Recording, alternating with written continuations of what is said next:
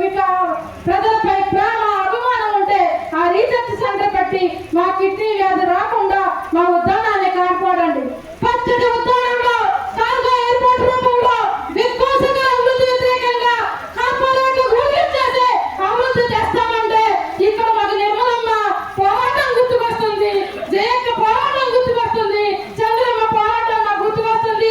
ఆ పోరాటంలో మహిళలుగా అప్పటి 2-9 నెలలుగా 70% భూమి మహిళలుగా పోరాటాల్లో ముందుంటాం. మాకు పోరాటాలు కొత్త కాదు, మా మహిళల పోరాటాలు నిజంగా పాలకులారు మీకు చెప్తున్నాం. కార్గో ఎయిర్పోర్ట్ కి వ్యతిరేకంగా